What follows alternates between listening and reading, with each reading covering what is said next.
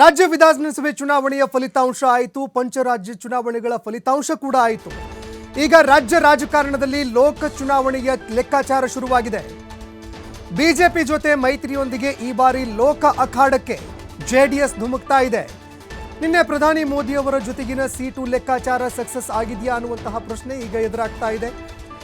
ಕ್ಷೇತ್ರ ವಿಚಾರದಲ್ಲಿ ಅಂದುಕೊಂಡಿದ್ದನ್ನ ಪಡೆದುಕೊಂಡ್ರ ದಳಪತಿಗಳು ಅನ್ನುವಂತಹ ಪ್ರಶ್ನೆ. ದೆಹಲಿಯಲ್ಲಿ ಬಿಜೆಪಿ ಹೈಕಮಾಂಡ್ ಜೊತೆಯಲ್ಲಿ ಅಂತಿಮವಾದ ಕ್ಷೇತ್ರ ಹಂಚಿಕೆಗಳು. ಈಗ ಕ್ಷೇತ್ರ ಹಂಚಿಕೆ ವಿಚಾರಕ್ಕೆ ಸಂಬಂಧಪಟ್ಟಂತೆ ಭೇಟಿಯಾಗಿದ್ರು. ಆದರೆ ಈ ಕ್ಷೇತ್ರ ಹಂಚಿಕೆ ಅಂತಿಮ ಆಯ್ತಾ ಅನ್ನುವಂತಹ ಪ್ರಶ್ನೆ ಎದುರಾಗ್ತಾ ಇದೆ.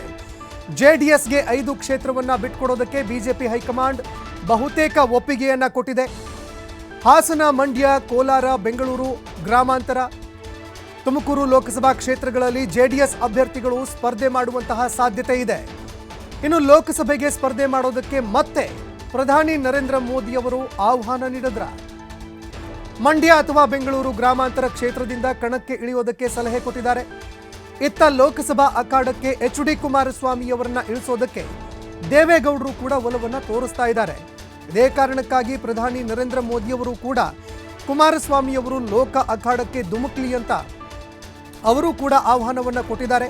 ಅದೇ ರೀತಿಯಾಗಿ ಟಿಕೆಟ್ ಹಂಚಿಕೆ ವಿಚಾರ ಒಂದು ರೀತಿಯಾಗಿ ಕಬ್ಬಿಣದ ಕಡಲೆಯಾಗಿತ್ತು. ಇದಕ್ಕೆ ಸಂಬಂಧಪಟ್ಟಂತೆ 8 ಸೀಟ್ಗಳನ್ನ ಕೇಳ್ತಾರೆ ಅನ್ನುವಂತಹ ಮಾತುಗಳು ಕೇಳಿಬರ್ತಾ ಇತ್ತು. 6ಕ್ಕೆ ಒಪ್ಪಿಗೆ ಸೂಚಿಸಬಹುದು ಅಂತ ಕೂಡ ಹೇಳಲಾಗ್ತಾ ಇತ್ತು. ಆದರೆ ಇದೀಗ 5 ಕ್ಷೇತ್ರಗಳನ್ನ ಬಿಟ್ಕೊಡೋದಕ್ಕೆ ಬಿಜೆಪಿ ಕೂಡ ಒಪ್ಪಿಗೆಯನ್ನ ಸೂಚಿಸಿಯಾಗಿದೆ. ಆದರೆ ದೇವೇಗೌಡರು ಹಾಗೂ ಮಾಜಿ ಸಿಎಂ ಕುಮಾರಸ್ವಾಮಿ ಅವರು ಇದಕ್ಕೆ ಸಂಬಂಧಪಟ್ಟಂತೆ ಒಪ್ಪಿಗೆ ಸೂಚಿಸ್ತಾರಾ ಅನ್ನುವಂತಹ ಪ್ರಶ್ನೆ ಎದುರಾಗ್ತಾ ಇದೆ. ಇನ್ನು ಅದೇ ರೀತಿಯಾಗಿ ಜೆಡಿಎಸ್ಗೆ ಸಿಕ್ಕಂತಹ ಕ್ಷೇತ್ರಗಳು ಯಾವ್ಯಾವುದು ಅಂತ ನೋಡಿದ್ರೆ ಹಾಸನ, ಮಂಡ್ಯ, ಕೋಲಾರ, ತುಮಕೂರು, ಬೆಂಗಳೂರು ಗ್ರಾಮಾಂತರ. ಇನ್ನು ಬಿಜೆಪಿ ಸ್ಪರ್ಧಿಸುವಂತಹ ಕ್ಷೇತ್ರಗಳು ಯಾವುದು? ಬಾಗಲಕೋಟೆ, ಬೆಂಗಳೂರು ಕೇಂದ್ರ, ಬೆಂಗಳೂರು ಉತ್ತರ, ಬೆಂಗಳೂರು ದಕ್ಷಿಣ, ಬೆಳಗಾವಿ, ಬಳ್ಳಾರಿ, ಬೀದರ್, ವಿಜಯಪುರ, ಚಿಕ್ಕೋಡಿ, ರಾಯಚೂರು, ಚಿತ್ರದುರ್ಗ, ದಾವಣಗೆರೆ, ಧಾರವಾಡ, ಕಲಬುರಗಿ, ಹಾವೇರಿ, ಕೊಪ್ಪಳ, ಚಾಮರಾಜನಗರ, ಚಿಕ್ಕಬಳ್ಳಾಪುರ, ಮೈಸೂರು, ಶಿವಮೊಗ್ಗ, ದಕ್ಷಿಣ ಕನ್ನಡ, ಉಡುಪಿ, ಚಿಕ್ಕಮಗಳೂರು, ಉತ್ತರ ಕನ್ನಡ. ಇಲ್ಲಿ ಬಿಜೆಪಿ ಸ್ಪರ್ಧೆ ಮಾಡುವಂತಹ ಕ್ಷೇತ್ರಗಳಿವೆಲ್ಲವೂ ಕೂಡ. ಇನ್ನು ಈ ಒಂದು ಲೋಕಸಭೆ ಚುನಾವಣೆಯಲ್ಲಿ ಹೆಚ್ಚಿನ ಕ್ಷೇತ್ರಗಳನ್ನು ಗೆಲ್ಲೋದಕ್ಕೆ ಜೆಡಿಎಸ್ ತಂತ್ರಗಳನ್ನು ಹೆಣೆದುಕೊಳ್ತಾ ಇದೆ. ಯಾವ ತಂತ್ರವನ್ನು ಅನುಸರಿಸ್ತಾ ಇದೆಯಂತ ನೋಡೋದಾದ್ರೆ ವಿಧಾನಸಭೆಯಲ್ಲಿ ಮುಖಭಂಗ ಆಗಿದೆ. ಹೀಗಾಗಿ ಲೋಕಸಭೆಯಲ್ಲಿ ಸರಿದೂಗಿಸೋದನ್ನ ಜೆಡಿಎಸ್ ಇಲ್ಲಿ ಸೂತ್ರವಾಗಿ ಅದನ್ನು ಹೆಣಿತಾ ಇದೆ. ಏಕಾಂಗಿಯಾಗಿ ಸ್ಪರ್ಧೆ ಮಾಡಿದ್ದೇ ಆದರೆ ಜೆಡಿಎಸ್ಗೆ ಮತಗಳ ಪ್ರಮಾಣ ಕಡಿಮೆಯಾಗುವಂತಹ ಸಾಧ್ಯತೆ ಇದೆ. ವಿಧಾನಸಭೆ ಚುನಾವಣೆಯಲ್ಲಿ ಈಗಾಗಲೇ ಜೆಡಿಎಸ್ ತಂತ್ರ ಫೇಲ್ಯೂರ್ ಆಗಿದೆ. ಹಲವಾರು ರೀತಿಯಾಗಿ ತಂತ್ರಗಳನ್ನು ಹೆಣೆದಿತ್ತು. ಆದರೆ ವಿಧಾನಸಭೆಯಲ್ಲಿ ಜೆಡಿಎಸ್ ಫೇಲ್ ಆಯಿತು. ಬಿಜೆಪಿ ಜೊತೆಯಲ್ಲಿ ಮೈತ್ರಿಯಾಗಿದ್ದೇ ಆದರೆ ಲಿಂಗಾಯತ ಮತಗಳು ಬೀಳುವಂತಹ ಸಾಧ್ಯತೆ ಇದೆ.